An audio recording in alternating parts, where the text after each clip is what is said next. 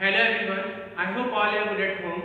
Today we are going to discuss our next topic of this chapter, that is wildlife conservation and its management. आज हम लोग क्या पढ़ेंगे? Wild life conservation and it's management. तो क्या क्या है इसके अंदर वो अब हम स्टार्ट करते हैं. Wild life. वाइल्ड लाइफ का मतलब क्या होता है? वाइल्ड लाइफ का मतलब होता है द पर्सन, द एनिमल्स और the plants. The animals or the plants living in a particular region. The animals or the plants living in a particular region. उसे हम क्या बोलते हैं? Wild life. Wild life generally हम लोग animals के लिए ही यूज करते हैं, बट हम लोग यहाँ पे किसके बारे में बात करेंगे? Both animals as well as plants के बारे में. वाइल्ड लाइफ क्या होती है और उनके बारे में हम ये डिस्कस करेंगे. नाउ वाइल्ड लाइफ, अगर हम सिर्फ एनिमल्स की बात करें तो बहुत सारे एनिमल्स होते हैं वाइल्ड लाइफ के अंदर. लायन, टाइगर, एलिफेंट, मंकी, बहुत सारे एलिमेंट्स होते हैं, बहुत सारे एनिमल्स होते हैं और बहुत सारे क्या होते हैं? प्लांट्स भी होते हैं. जब भी हम वाइल्ड लाइफ की बात करेंगे तो वहाँ पे क्या आएगा? प्लांट्स और animals both. Plants and animals both, that is flora and fauna. That is flora and fauna both. दोनों चीजें आएंगी इसकी वाइल्ड लाइफ के अंदर. यानी एक पर्टिकुलर रीजन के जहाँ पे एनिमल्स और प्लांट्स दोनों आते हैं उसे हम क्या बोलते हैं? वाइल्ड लाइफ बोलते हैं. उसे हम क्या बोलते हैं? Wild life. अब वाइल्ड लाइफ की बात करें तो इंडिया में क्या है कि बायोडाइवर्सिटी जो है वो क्या है? बहुत ज्यादा रिच है. बहुत ज्यादा क्या है? रिच है. आप लोग पढ़ भी चुके हैं बायोडाइवर्सिटी वाले चैप्टर में कि बहुत सारे एनिमल्स और बहुत सारे प्लांट्स एक पर्टिकुलर रीजन के अंदर मिल सकते हैं. हमारी कंट्री में ये बायोडाइवर्सिटी क्या है? बहुत ज़्यादा रिच है. और ये रिच बायोडाइवर्सिटी सिर्फ वाइल्ड लाइफ में ही नहीं है, ये किस में है? वाइल्ड लाइफ में है. फिर कल्चरल का मतलब बहुत सारे अलग अलग कल्चर्स हमारे यहाँ पर मिलते हैं. फिर रिलीजन, बहुत सारे रिलीजन हमारे यहाँ. फिर बहुत सारे क्या हैं? पॉलिटिकल बायोडाइवर्सिटीज है. कोई बीजेपी में जाना चाहता है, कोई कांग्रेस में जाना चाहता है, कोई आम आदमी पार्टी में जाना चाहता है और कोई तो खुद की पार्टी बनाना चाहता है. तो ये सारी जो बायोडाइवर्सिटी है हमारे यहाँ पे बहुत सारी है. सबके गॉडेस भी अलग अलग हैं, सबके गॉड्स भी क्या है? अलग अलग है. तो इस बायोडाइवर्सिटी के इंक्रीज की वजह से हमारी फ्लोरा और फौना भी बहुत ज़्यादा है. हमारे यहाँ पर हर तरह के एनिमल्स मिलते हैं. आपने 5 किंगडम कंसेप्ट पढ़ा था लास्ट ईयर 9th क्लास के अंदर. उस कंसेप्ट में जो 5 किंगडम्स की बात की, जैसे इनवर्टिब्रेट्स, मैमल्स, कोई भी एनिमल्स हो, फिशेस, जो भी एनिमल्स, जो भी प्लांट्स होते हैं ऑल ओवर द वर्ल्ड, उसका हमारे पास अराउंड 8%, कितना है? 8% हमारे पास है उस पूरे का. बट जो हमारा लैंड एरिया है, जो हमारा जमीन का एरिया है, वो कितना है? 2.4% एरिया है. हमारा जो अर्थ, जो सरफेस है हमारा इंडिया का, वो सिर्फ कितना है? 2.4%. बट फिर भी 8% ऑफ द टोटल बायोडाइवर्सिटी. 8% का मतलब बहुत ज़्यादा बायोडाइवर्सिटी हमारे यहाँ पे मिलती है. हमारे यहाँ पे फ्रेश वाटर की फिशेज मिलती है अराउंड 105. मैमल्स भी बहुत सारे हैं, मैमल्स भी हैं, इनवर्टिब्रेट्स भी हैं, बहुत सारे अलग अलग तरह के प्लांट्स भी हैं, बहुत सारे एनिमल्स भी हैं. सबकी कैटेगरीज क्या है? अलग अलग है. ये सब हमारे यहाँ पे इजीली मिल जाते हैं. बट क्या हो रहा है? इनको फिर भी बहुत सारे क्या है? नुकसान है. इनके नुकसान क्या क्या है? इनके नुकसान क्या क्या है? Threats to wildlife. Threats कौन कौन है वाइल्ड लाइफ के? थ्रेट्स का मतलब वाइल्ड लाइफ को किन किन चीज़ों से खतरा है. थ्रेट्स का मतलब या फिर जिन जिन चीज़ों से इसको नुकसान हो रहा है वो सब क्या होते हैं? थ्रेट्स होते हैं. जैसे सबसे पहले थ्रेट्स हम लोग ही हैं. कौन है? हम लोग ह्यूमन. हम लोग क्या है? Human beings. तो human beings are the biggest threat to biodiversity और द वाइल्ड लाइफ. कैसे? ह्यूमन को रहने के लिए क्या चाहिए? जगह चाहिए. काम करने के लिए फैक्ट्री चाहिए, ऑफिस चाहिए, बहुत सारी चीज़ें हमें चाहिए. बट हम लोग क्या करते हैं? जो भी फॉरेस्ट एरिया होता है, जो भी वाइल्ड लाइफ का एरिया होता है, उसको क्लीन करते हैं. उसको क्या कर देते हैं? क्लीन. और वहाँ पे हम या तो फार्मिंग करते हैं या तो फिर क्या करते हैं, फार्मिंग। या फार्मिंग के साथ साथ हम लोग क्या करते हैं वहाँ पर, हम लोग वहाँ पे एग्रीकल्चर भी कर सकते हैं। एग्रीकल्चर या हमने वहाँ पे घर बना लिया, तो सबसे बड़े थ्रेट्स हम लोग हैं। दूसरे थ्रेट भी हम लोग ही है, but in the form of government. Government क्या करती है, डैम्स बनाती है। गवर्नमेंट क्या करती है, डैम्स। डैम्स क्या होते हैं, वो एरियाज होते हैं जो पानी को स्टोर करने के लिए यूजफुल होते हैं। भाखड़ा नाला डैम, टिहरी डैम, बहुत सारे डैम्स होते हैं। तो ये जो डैम्स हम लोग बनाते हैं, ये सब भी वाइल्ड लाइफ के लिए क्या बहुत ज़्यादा खतरा है। क्यों?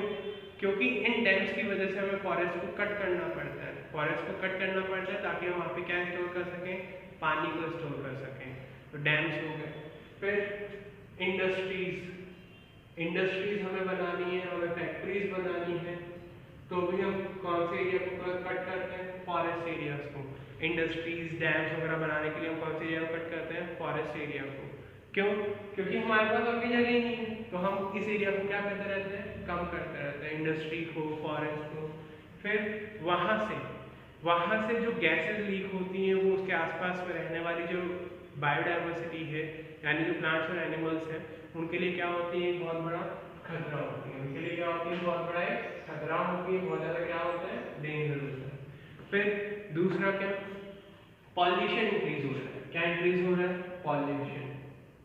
कुछ सालों पहले, जैसे एक एग्जांपल है इसका, कुछ सालों पहले जो मधुमक्खियां थी वो हमें हर कहीं पे दिख जाती थी और बहुत ज़्यादा अमाउंट के अंदर हमें कहीं पे भी मिल जाती थी।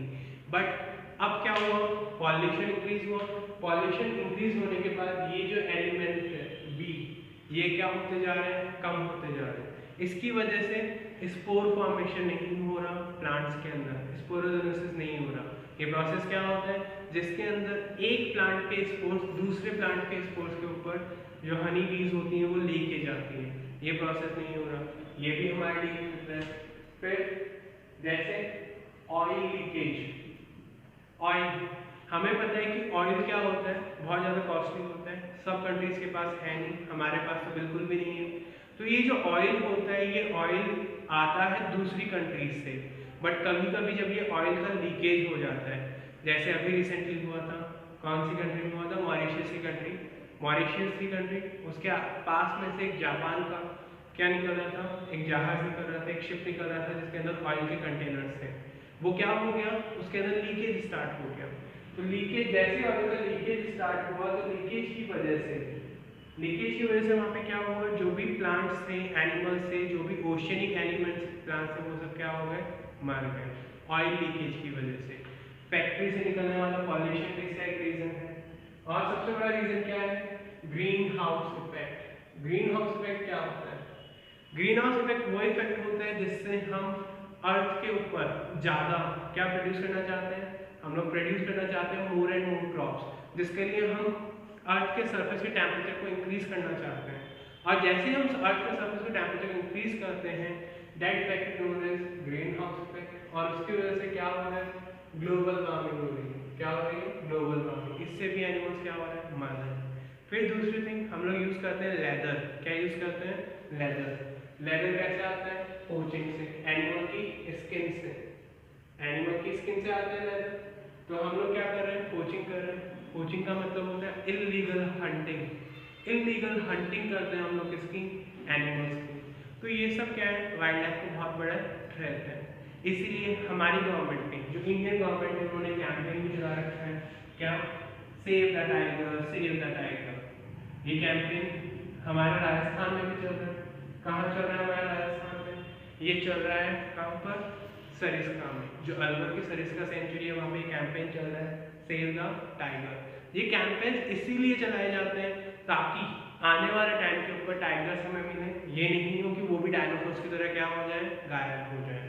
वो भी डायनासोर्स की तरह क्या हो जाए, गायब हो जाए। ये सब क्या होते हैं, थ्रेट्स। वाइल्ड लाइफ का मतलब क्लियर है सबको, रीड आपको फिर भी करना है। ये सब क्या थे, थ्रेट्स टू वाइल्ड लाइफ। कौन कौन से थ्रेट्स हैं, ह्यूमन क्या करते हैं, रहने के लिए जगह वगैरह थी। फिर मैमल्स, फ्रेश वाटर फिशेस, ये सब क्या होते हैं, क्लियर है आपको। अब ये सब तो क्या थे, थ्रेट्स थे। इन थ्रेट्स को ओवरकम करने के लिए इंटरनेशनल लेवल पे बहुत सारी कोशिशें की गई और नेशनल लेवल पे बहुत सारी कोशिशें की गई। वो कोशिशें क्या हैं, अब हम लोग वो पढ़ते हैं। यहाँ तक क्लियर है बच्चों सभी को। अभी हमने क्या देखा कि क्या क्या थ्रेट्स हैं, क्या क्या थ्रेट्स है किसको, हमारी बायोडाइवर्सिटी को, वाइल्ड लाइफ की बायोडाइवर्सिटी को। बट फिर भी इनके अलावा हमारी गवर्नमेंट ने और इंटरनेशनल गवर्नमेंट ने बहुत सारी ऐसी कुछ चीज़ें की हैं, वो क्या क्या है इनको बचाने के लिए, उसके बारे में हम लोग देखते हैं। और थ्रेट और भी हो सकते हैं। एक थ्रेट क्या है, हम लोग हैं। हम लोग क्या करते हैं, वी फाइट विद देम, क्योंकि अब एनिमल्स के पास रहने की जगह नहीं है। एनिमल्स के पास रहने की क्या नहीं है, जगह नहीं है। तो वो अपनी जगह बनाने के लिए वो कहाँ आते हैं, they move towards cities and towns. इसीलिए आप न्यूज़पेपर में पढ़ते रहते हैं, आज तेंदुआ यहाँ आया, आज तेंदुआ वहाँ आया। All this is because of that town. Is that clear?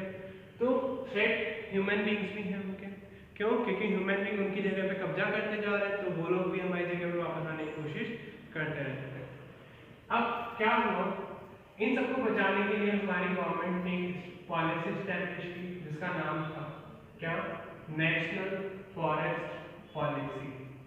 National forest policy, ये पॉलिसी चली 1972 तक। इस पॉलिसी के अंडर उन्होंने कुछ रूल्स बना दिए कि आपको यहाँ पे हंटिंग नहीं करनी या इनका यूज आपको नहीं करना। बट साथ में क्या हुआ कि इन्होंने 1972 के अंदर एक एक्ट पास किया जो था wild life conservation act. Wild life conservation act ये हमारी इंडियन गवर्नमेंट ने ही की है। ये दोनों को हमारी इंडियन गवर्नमेंट ने की, एक नेशनल फॉरेस्ट पॉलिसी बनाकर और एक वाइल्ड लाइफ कंजर्वेशन एक्ट रखकर। बट इसी टाइम के ऊपर इंटरनेशनल लेवल के ऊपर भी वर्क चल रहा था। वो वर्क क्या था, वो वर्क किया था IUCN ने। किसने किया था, IUCN। क्या नाम है इसका, international union for conservation of nature. International union of conservation of nature ये एस्टैब्लिश हुई थी 1948 के अंदर। और तभी से जो भी नेचर के कंजर्वेशन के जो लॉज वगैरह होते हैं वो सब यही देते हैं कि आपको यहाँ पे ये करना है, यहाँ पे ये नहीं करना है। पूरे इंटरनेशनल को ये देखते हैं, क्योंकि डायरेक्टली और इनडायरेक्टली हम लोग दूसरे कंट्री से क्या होंगे, इफेक्ट होंगे। जैसे चाइना में कोरोना प्रोड्यूस हुआ, बट इफेक्ट हमारे ऊपर भी आ गया। तो डायरेक्टली हो या इनडायरेक्टली हो, हमारे ऊपर भी हर एक इंटरनेशनल एक्टिविटी का क्या होगा, इफेक्ट होगा। IUCN ने एक बुक एस्टैब्लिश की। क्या एस्टैब्लिश की इन्होंने, एक बुक। क्या नाम था उस बुक का, red data book. Red data book उन्होंने एस्टैब्लिश की। और इस बुक के अंदर उन्होंने बहुत सारे ऐसे एनिमल्स के बारे में लिखा, ऐसे प्लांट्स के बारे में लिखा जो एक्सटिंक्ट हो चुके हैं। जो क्या हो चुके हैं, या तो एक्सटिंक्ट हो चुके हैं या एक्सटिंक्ट होने वाले हैं। इन्होंने प्लांट्स और एनिमल्स को 5 कैटेगरीज में डिवाइड कर दिया। कितने कैटेगरीज में डिवाइड कर दिया, 5। सबसे पहली कैटेगरीज कौन सी थी, एक्सटिंक्ट। एक्सटिंक्ट का मतलब है वो एनिमल्स या प्लांट दे आर नो मोर, वो एनिमल्स या प्लांट जो अब है ही नहीं, उन्हें हम क्या बोलते हैं, extinct species. That species are known as extinct species, जो है ही नहीं। जैसे डायनासोर, अब डायनासोर हमें दिखाई नहीं देते हैं। तो extinct species are those species, ये कौन सी स्पीशीज होती हैं, जो खत्म हो चुकी हैं, जिनका कोई अस्तित्व नहीं है। फिर इसके बाद जो स्पीशीज है वो कौन सी है, एंडेंजर्ड स्पीशीज। कौन सी स्पीशीज है, एंडेंजर्ड। एंडेंजर्ड स्पीशीज वो है कि अब अगर इनका ध्यान नहीं दिया, तो ये भी आने वाले टाइम में क्या हो जाएंगी, एक्सटिंक्ट हो जाएंगी। क्या हो जाएंगी, एक्सटिंक्ट। एग्जांपल देखते हैं हम। फिर अगली स्पीशीज क्या है, वल्नरेबल स्पीशीज। वल्नरेबल स्पीशीज वो है जो थोड़े टाइम के बाद क्या हो जाएंगी, एंडेंजर्ड, खतरे में आ जाएंगी। फिर जैसे एंडेंजर्ड में कौन कौन सी है, tiger. Vulnerable giant panda, snow leopard, giant panda हुआ, स्नो लियोपार्ड हुआ, ये सब क्या है, ये स्पीशीज वो है जो वल्नरेबल है, जो कभी भी क्या हो सकती है, एंडेंजर्ड के अंदर जा सकती है अगर हम उनका ध्यान नहीं रखें। इन सब के अलावा जो स्पीशीज हमारे पास है वो और कौन सी है, इन सब के अलावा एक स्पीशीज है हमारे पास जिसका नाम है वल्नरेबल। वल्नरेबल के बाद कौन सी है, इनएडिक्वेटली नोन स्पीशीज। इनएडिक्वेटली नोन स्पीशीज कौन सी हैं, वो स्पीशीज जो कभी भी, जिनके बारे में हम लोग बहुत कम जानते हैं, अननोन। कुछ स्पीशीज ऐसी होती हैं जिनके बारे में हम जानते ही नहीं हैं, जैसे कुछ रेड कलर की चींटियाँ होती हैं, कुछ ब्लैक होती हैं, बट और भी अलग अलग तरह की चींटियाँ होती हैं जिनके बारे में हम नहीं जानते हैं। उन स्पीशीज को हम क्या बोलते हैं? इनएडिक्वेटली नॉन स्पीशीज, जिनके बारे में हम बहुत कम जानते हैं। रेयर स्पीशीज, रेयर स्पीशीज वो स्पीशीज होती हैं जो बहुत कम है। इनएडिक्वेटली का मतलब जिनके बारे में हम लोग बहुत कम जानते हैं, रेयर का मतलब जो बहुत कम है। जैसे रेयर के अंदर हमारे पास है जायंट पांडा, स्नो लियोपार्ड। वल्नरेबल स्पीशीज में कौन कौन सी हैं हमारे पास? कॉमन लियोपार्ड, एलिगेटर, ये सब क्या है? वल्नरेबल है। तो अगर हमने इनका ध्यान नहीं रखा गया इनके अकॉर्डिंग, तो आने वाले टाइम के अंदर ये सारी स्पीशीज क्या हो जाएगी? खत्म हो जाएगी और ये बुक और बढ़ती चली जाएगी। कितने तरह की स्पीशीज बताई रेड डाटा बुक के अंदर? 5 तरह की, एक्सटिंक्ट, एंडेंजर्ड, वल्नरेबल, इनएडिक्वेटली नॉन और रेयर स्पीशीज। पांचों में डिफरेंट डेफिनेशन क्लियर है। एक ही क्लोजर एग्जांपल ये आपको याद रखने हैं इनके, ताकि एग्जांपल भी आप एग्जाम में लिख सकें। क्लियर है? ओके, अभी हमने देखा कि रेड डाटा बुक के अंदर क्या क्या था। अब कितने तरह की बुक्स उन्होंने दी थी। रेड डाटा बुक के अंदर उन्होंने 5 तरह की स्पीशीज को समझाया था, वो क्या क्या होती हैं वो अभी हमने डिस्कस किया। अब नेक्स्ट देखते हैं हम लोग। नेक्स्ट क्या है हमारे पास? गवर्नमेंट। चाहे एक छोटी गवर्नमेंट हो, यानी एक बहुत छोटी सी कंट्री है, या फिर बहुत बड़ी कंट्री हो, इंडिया, चाइना, यूएसए जैसे, सभी की गवर्नमेंट, ऑल गवर्नमेंट्स केयर्स, ये सब क्या करती है? केयर करती है वाइल्ड लाइफ का। तो वाइल्ड लाइफ की केयर करने के लिए, वाइल्ड लाइफ का केयर करने के लिए क्या किया इन्होंने? 3 चीजें स्टैब्लिश की। वो 3 चीजें कौन कौन सी थी? एक होते हैं नेशनल पार्क, एक क्या होते हैं? National park. एक होते हैं सेंचुरी, एक क्या होते हैं? सेंचुरी। और एक होता है बायोस्फीयर, एक क्या होता है? Biosphere reserve, biosphere reserve. ये सब इन्होंने क्या किया? एस्टैब्लिश किया। ये सब क्या किया? Establish biosphere reserve. ये सब इन्होंने क्या किया? एस्टैब्लिश किया हमारी कंट्री के अंदर। ऑल ओवर द वर्ल्ड ये सब एस्टैब्लिशमेंट किए जाते हैं। ये होते क्या क्या है? नाम इन तीनों के एक जैसे ही लगते हैं, बट इन तीनों को अलग अलग कैटेगरीज में पढ़ा जाता है। सबसे पहले हम देखते हैं नेशनल पार्क क्या होता है। नेशनल पार्क वो रीजन्स होती हैं जो डायरेक्टली सेंट्रल गवर्नमेंट के अंदर रहती है। कौन सी गवर्नमेंट के अंदर रहती है? Central government. इन रीजन्स के अंदर जो भी एनिमल्स होते हैं उनको फ्री छोड़ा जाता है। They can do their own work, जो उन्हें करना है वो कर सकते हैं। फिर इन्हीं नेशनल पार्क के अंदर क्या होता है कि अगर कोई चाहे तो कुछ पार्ट को, नेशनल पार्क के कुछ पार्ट को टूरिज्म के लिए प्रमोट कर सकते हैं। किसके लिए प्रमोट कर सकते हैं? टूरिज्म के लिए। ना तो यहाँ पे हंटिंग होती है, ना तो क्या होती है? हंटिंग यहाँ पे अलाउड ही नहीं होती। Hunting is not allowed. और यहाँ पर कोई भी प्राइवेट ऑर्गेनाइजेशन या पब्लिक ऑर्गेनाइजेशन नहीं आ सकती। No private as well as public organization can enter here. क्या होता है national park? National park is that space which is governed by central government, जिसको कौन देख रेख करता है? Central government. ये एरियाज वो होते हैं जहाँ पे एनिमल्स फ्री रहते हैं। और अगर हम चाहते हैं तो कुछ नेशनल पार्क के कुछ अमाउंट को हम टूरिज्म के लिए क्या कर सकते हैं? प्रमोट कर सकते हैं कुछ पार्ट को नेशनल पार्क के। हंटिंग और पोचिंग का मतलब होता है इलीगल हंटिंग। ये दोनों ही यहाँ पे अलाउड नहीं है। कोई भी प्राइवेट या पब्लिक ऑर्गेनाइजेशन इनके अंदर एंटर नहीं कर सकती। हमारे यहाँ पे भी नेशनल पार्क है, जैसे गिर नेशनल पार्क कहाँ है? गुजरात में। फिर हमने पढ़ा रणथंभौर नेशनल पार्क, ये कहाँ है? राजस्थान में। केवलादेव नेशनल पार्क, ये भी कहाँ है? राजस्थान में। सारे नाम अभी हम पढ़ेंगे बुक के अंदर से। ये क्लियर है सबको? नेशनल पार्क क्या होता है। नेक्स्ट अब हम लोग देखते हैं सेंचुरी। नेक्स्ट क्या है? सेंचुरी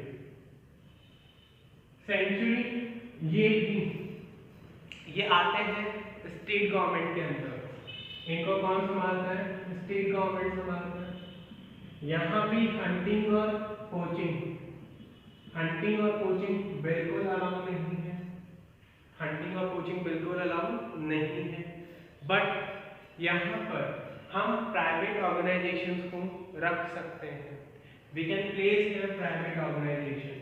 हम प्राइवेट ऑर्गेनाइजेशंस को यहाँ पर कुछ भी एक्सपेरिमेंट वगैरह करने की इजाज़त दे सकते हैं, बट वहाँ पर भी हंटिंग और पोचिंग अलाउड नहीं है, और कोई भी एनिमल को या वहाँ की बायोडाइवर्सिटी को नुकसान नहीं होना चाहिए उस प्राइवेट ऑर्गेनाइजेशन की वजह से, तभी हम उनको अलाउ यहाँ पे कर सकते हैं सेंचुरीज के अंदर। जैसे हमारे पास एक सेंचुरी है अलवर की, क्या नाम है उसका, सरिस्का सेंचुरी। क्या नाम है उसका, सरिस्का सेंचुरी। तो सरिस्का टाइगर के लिए बनाई गई है। यहाँ पे हम एनिमल्स को प्रोटेक्ट करते हैं बाउंड्रीज के अंदर। किसके अंदर प्रोटेक्ट करते हैं, बाउंड्रीज के अंदर। नेशनल पार्क के अंदर आपको सड़कें दिखाई तो देगी, बट उनको यूज सिर्फ गवर्नमेंट एम्प्लॉयज कर सकते हैं, या जो वहाँ पे कभी कभी जाते हैं टूरिज्म के लिए। यहाँ पे जो सड़कें होती हैं वो पब्लिक भी यूज कर सकती है। फिर नेक्स्ट जो हमारे पास हो गया है बायोस्फीयर रिजर्व। नेक्स्ट क्या है, बायोस्फीयर रिजर्व। बायोस्फीयर रिजर्व वो प्लेसेस होते हैं जहाँ पे हंटिंग और पोचिंग वहाँ पे भी अलाउड नहीं होती, बट उन प्लेसेस पे सिर्फ साइंटिस्ट अपनी साइंटिफिक स्टडी करते हैं।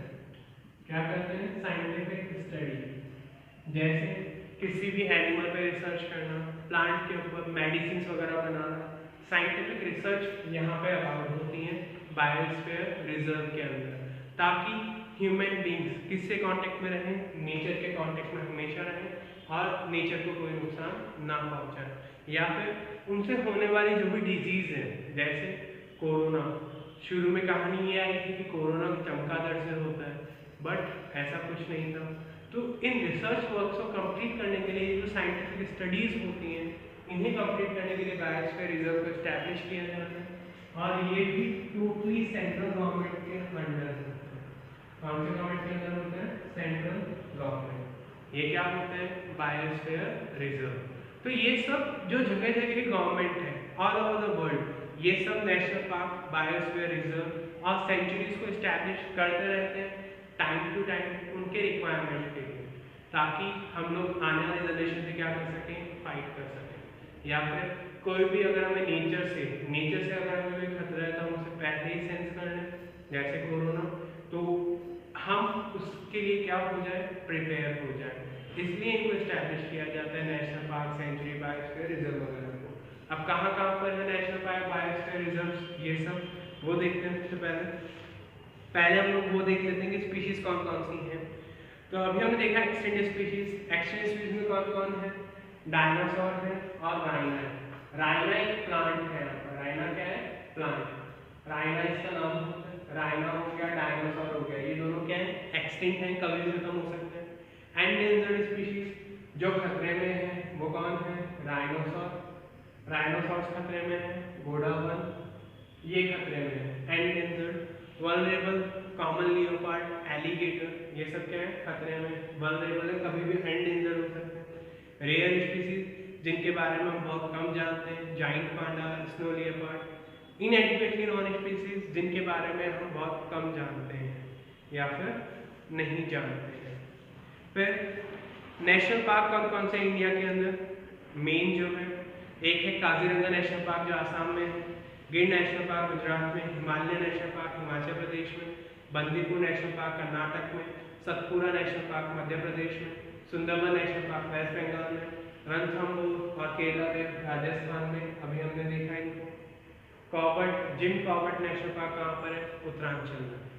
फिर सेंचुरीज कौन कौन सी हमारे यहाँ पर, जो राजस्थान की सेंचुरीज हैं, सरिस्का, अलवर, दरम, कोटा। सरिस्का में हम किसको प्रोटेक्ट कर रहे हैं, डियर एंड गोडाउन, ये जाकर वहाँ पे मिलते हैं। दरम, कोटा, पैंथर। माउंट आबू में वाइल्ड कॉक। वाइल्ड कॉक क्या होती है, जंगली मुर्गी।